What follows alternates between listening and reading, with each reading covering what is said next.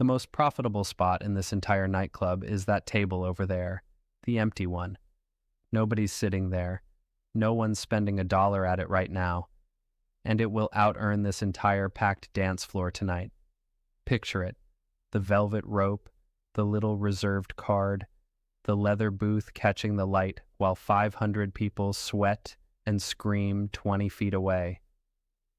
You'd look at that scene and think the crowd is the money. The crowd is not the money. If that makes no sense to you, good. Hold on to that feeling. Because you're about to own this place, you just signed the lease. And the first thing you have to unlearn is the thing everyone thinks they know. A nightclub is not a business that sells drinks. It's one of the most precisely engineered psychological pricing machines ever built. And by the end of this, you're going to see the whole illusion from the inside, including the parts that'll make you a little uncomfortable. So here's the reframe, the one sentence you build everything else on. A nightclub is not a beverage business. It's a real estate and perceived exclusivity business that happens to have alcohol in it. You're not selling vodka. You're selling square footage priced by status, and a feeling that getting in is hard. Once you see that, every strange thing about this industry stops being strange. The rope makes sense. The line makes sense. The $500 bottle that cost you $30 makes sense. Everything after this is just proof. But there isn't one kind of nightclub. There are several, and each one is a completely different business wearing the same clothes and the same fog machine. At the bottom, you've got the neighborhood bar club. Cheap cover, sometimes none, $4 to $12 a drink, and it lives or dies on volume, on cramming many people who each spend a little. Above that sits the mid-tier club, $10 to $20 cover, a small VIP section, making its money from a mix. Then the upscale club in a major market, real bottle service, real door selectivity.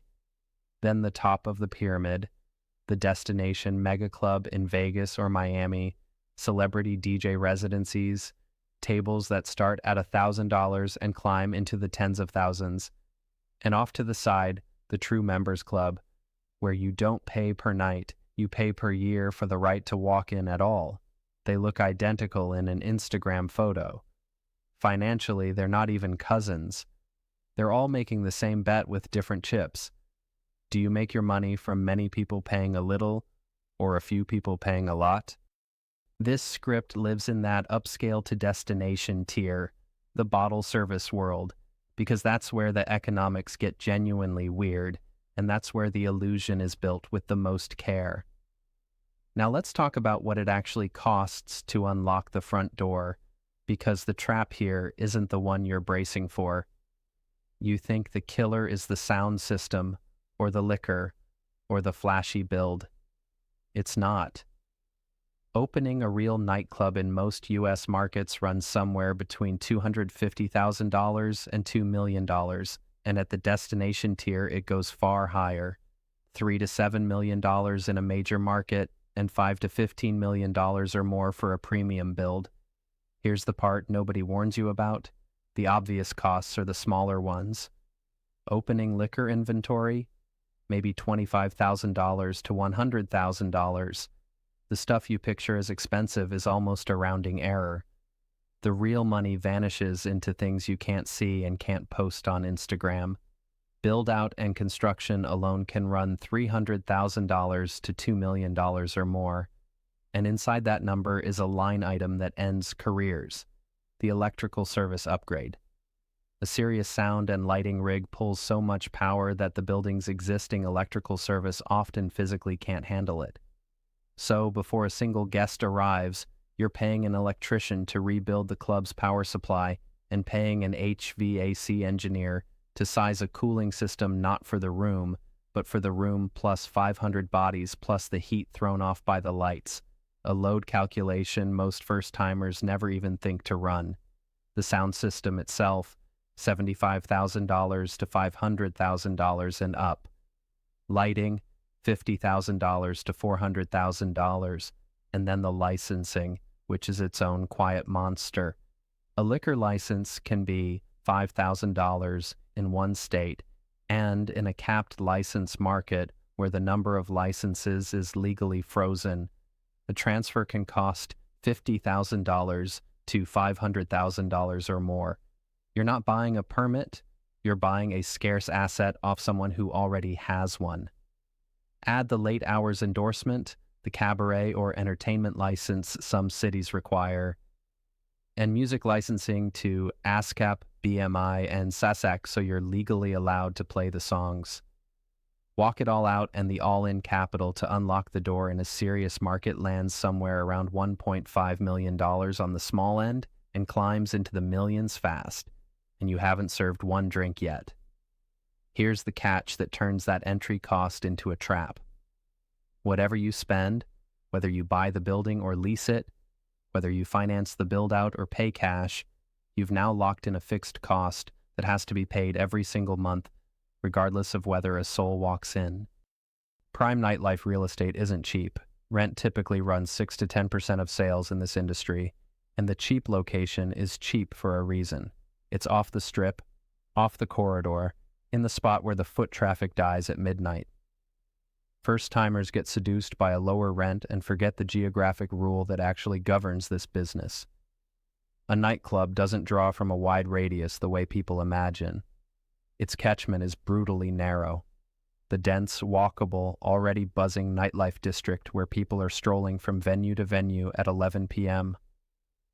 Being 3 blocks outside that zone isn't a small discount on rent. It's a different business, and usually a failing one. The cheap rent is the market pricing in the emptiness you haven't discovered yet. And here's what makes the fixed cost so dangerous. This industry runs on thin margins. The average bar and nightclub nets only about 5 to 6% of revenue. A well-run one might reach 10 to 15%. So a fixed cost you misjudged by even a few points can be the entire difference between profit and closing. Now slow down, because this is the part worth screenshotting. You'd assume the money comes from the crowd. 500 people, $10 drinks, do the multiplication, that's the engine. It isn't. Picture the room split in two. On one side, the dance floor. Hundreds of people, most of them nursing 1 or 2 drinks all night, plenty who pay to cover and will barely spend again. On the other side, a handful of VIP tables. At many high-end clubs, that small group of tables generates the majority of the revenue for the entire night. Read that again. A dozen tables can out-earn several hundred people on the floor. And here's the arithmetic that proves it's not hype. A bottle of premium vodka costs you, the owner, maybe $25 to $30 wholesale.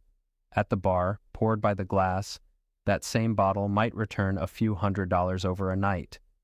At a VIP table, that identical bottle is sold as bottle service for $500 to $1,200 or more, and it never comes alone. It comes wrapped in a table minimum, a spend requirement of anywhere from a few $100s at a mid-tier lounge to thousands, even tens of thousands, at the top. One table can do what 50 floor customers can't. Now here's the physical proof, the thing that makes it undeniable. The building could not survive on the floor alone. Do the capacity math. If your whole model depended on floor customers each spending $20 or $30, you would need to physically pack in more bodies than the fire code, the bar throughput, and the bathrooms could ever handle night after night just to cover that fixed rent. The room literally cannot hold enough low spenders to pay for itself, so it doesn't try. The floor was never the business. Bottle service quietly subsidizes everyone else in the room. The affordable cover, the reasonable bar drink, the whole accessible feeling night out is being underwritten by a few people spending like it's a private event. And that reframes the dance floor completely. Its job isn't to make money. Its job is to be the show that the people at the tables paid to look down on. Which is why this business runs on rhythm and psychology more than on liquor. The cash flow isn't smooth, it's spiky and cyclical, and the amateurs get wrecked by the exact swings the pros plan around. Friday and Saturday can carry the entire week. A dead Tuesday still costs you full rent and a full staff because those are fixed. There's the New Year's and holiday season surge, the summer spike in a beach market, the graveyard stretch of a slow winter. The high fixed cost structure means a packed Saturday is astonishingly profitable.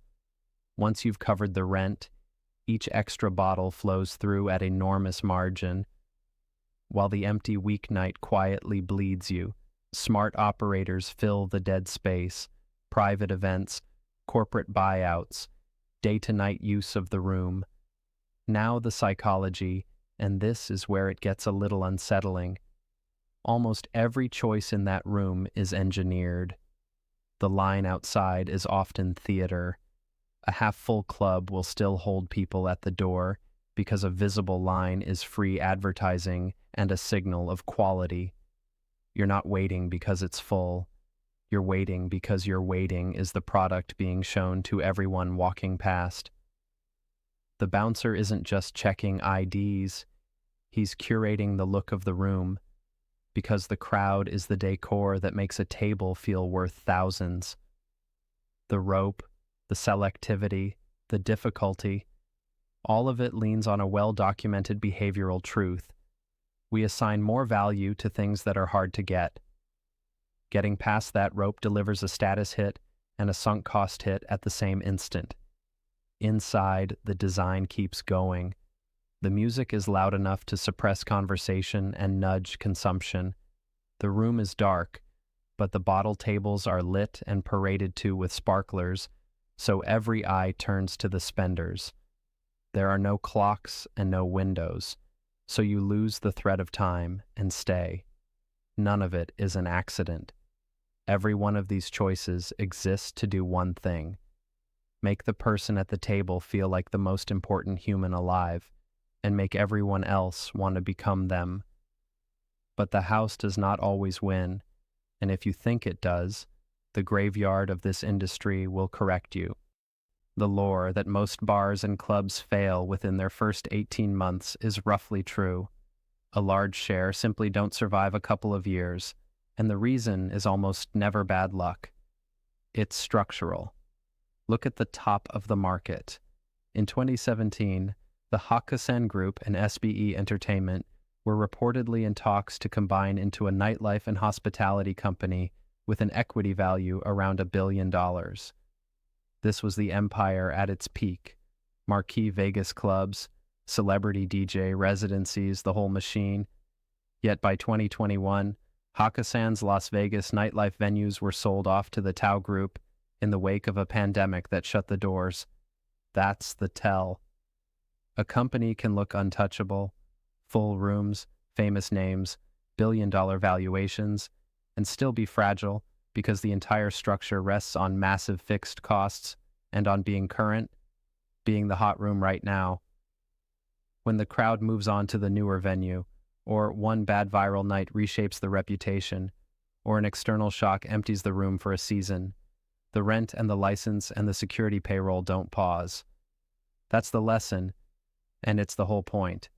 A full parking lot and a line down the block tell you nothing about whether the financial structure underneath can actually hold. The visible crowd is not the balance sheet. So let's build the actual engine, plainly. Profit equals average spend per guest times number of guests, minus your fixed costs. Say your fixed costs: rent, salaried staff, insurance, security, the debt service on that build-out, run you somewhere on the order of a few $100,000 a month at a serious venue. To break even, you don't need a certain number of bodies. You need a certain amount of that high-margin bottle spend, because that's where the real dollars live. That's why operators obsess over tables booked, not heads through the door. And the ramp is slow. Nightclub revenue builds on reputation and promoter relationships, so working capital has to cover 4 to 9 months of operating costs before the room is consistently full, which is why undercapitalization is the #1 first-year killer. Then there's the churn nobody mentions. The crowd is constantly aging out, getting bored, migrating to the newer spot. So you're forever spending on promoters and events just to replace the guests you're quietly losing, running hard to stay in place, which is exactly why the survivors lean on a second revenue stream. Private events and corporate buyouts are the quiet saviors. Renting the entire room for a guaranteed sum on a night that would otherwise be dead removes the volatility and pays regardless of walk-in mood. Bottle service packages, table upsells, branded experiences, memberships that charge for access itself. These carry higher margin and lower variance than hoping the door delivers. But that stream has a ceiling too. You only have so many nights, and every night sold as a private buyout is a night your public crowd can't build the reputation you also need. Here's what that means in real dollars, and notice how undramatic it is. Picture a good year. The room is current. The tables book out on weekends. Private events fill the weeknights. Churn stays manageable, and you land near the top of the range. Maybe a 12 to 15% net margin on strong revenue. Real money. Now picture a bad year and watch how mundane the causes are. A competitor opens 2 blocks away and skims your Saturday crowd. A key promoter leaves and takes his tables with him. Table bookings soften by 15%. Not a collapse, just a drift. A repair spike hits. The HVAC you oversized still fails in July. The sound system needs work. Your churn ticks up because the room feels a half step less current than last year. None of these is a disaster. There's no fire, no scandal, no dramatic event. But your fixed costs didn't move an inch, so every one of those soft points comes straight out of that thin margin. The good year and the bad year might be separated by a swing of several $100,000 in profit, and almost none of it announced itself. It compounded quietly, week by week, in a spreadsheet nobody was reading closely, until one month the rent was simply larger than the revenue. That's how clubs die. Not with a bang, with a drift. So if you do decide to own the nightclub, remember the one thing that actually decides whether you make it. It was never about the drinks. It was never even about the crowd. It's about that empty table by the rope, because that table isn't empty. It's inventory held at a premium, the hardest working square footage in the building, and the entire room is arranged so that you'll pay a cover charge just to stand in the dark and look at it. You're not in the business of selling alcohol. You're in the business of selling the feeling that this is the place everyone wants to be. And that is the single most perishable product on earth.